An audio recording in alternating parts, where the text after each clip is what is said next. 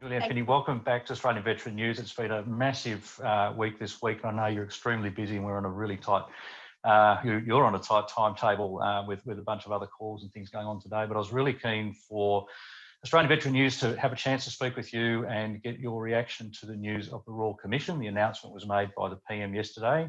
The appointment of Nick Caldos and supported by James Douglas and Peggy Brown as the commissioners for the Royal Commission into Defence and Veteran Suicide.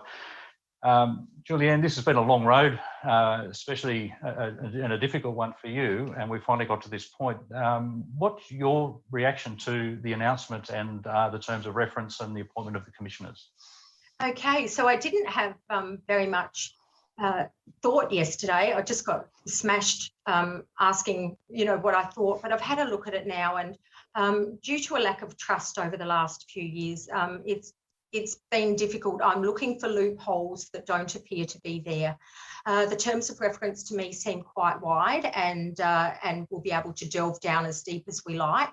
So I'm pretty happy with how that is at the moment. I'm looking for a bit more feedback from veterans, but I'm not seeing anything really wrong. As I said, I'm a bit paranoid and looking for those cover-ups.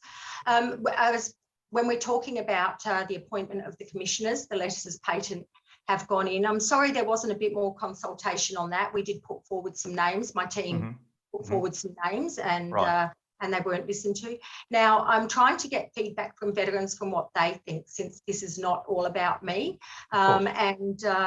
It's a mixed bag at the moment. Some people don't like the fact that there's a former police officer. Some people don't like the fact that there's a psychiatrist.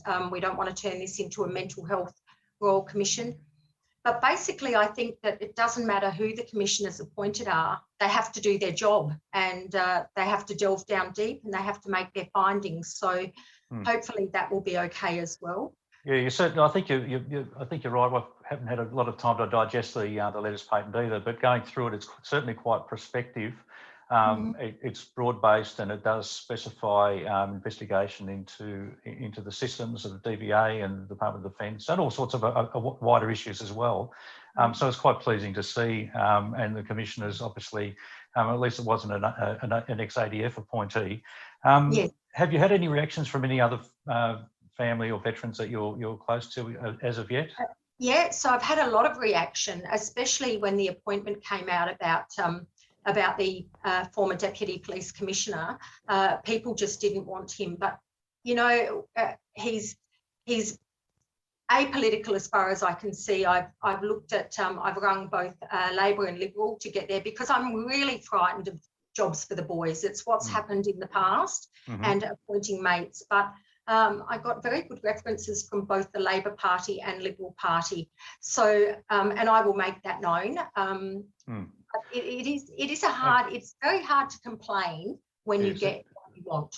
Yes, and it's and one might argue that you've got somebody who has at least some sense of empathy with uniformed service and some of the difficulties of that kind of service in the community as well. So it's an interesting appointment. I'm sure people will analyse this over the days and weeks to come. Yes. But it's been done, and there's a range of support there for that particular chair. You did mention the consultation process, Julianne, and I was just interested to know you've obviously said that you're concerned about some loopholes and the trust issue. Was the consultation process really worthwhile? Did it work? Did you get things in there? Yes, I think it did, and I think that when we looked at everything that had gone through, there were so many common themes in there.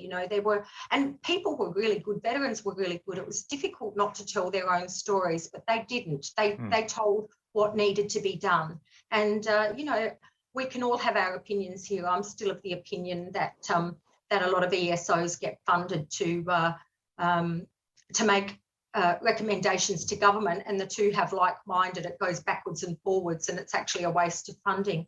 I also have the opinion that DVA almost needs to be pulled down and rebuilt, and I have the definite opinion that Defence needs to be held accountable for how some of the troops are treated.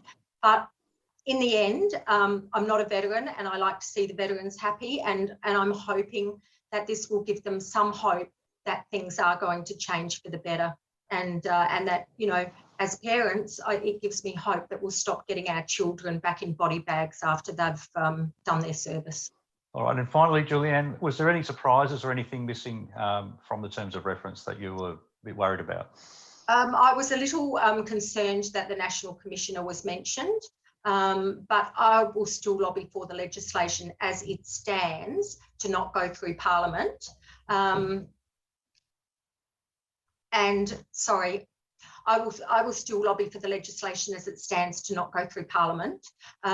It needs to change, but certainly now I can tell you that I think the National Commissioner is a good idea from the interim report that will be put out in August next year to start implementing the recommendations as they come out from the Royal Commission. All right, Julianne Finney, I know that you're very busy today, and I appreciate this brief opportunity to catch up with you, and I'm sure we'll speak again on this, and be interesting to see what else comes out over the next few days. And thank you very much for joining us. Thanks for your time, Mark. Thank you. Thank you.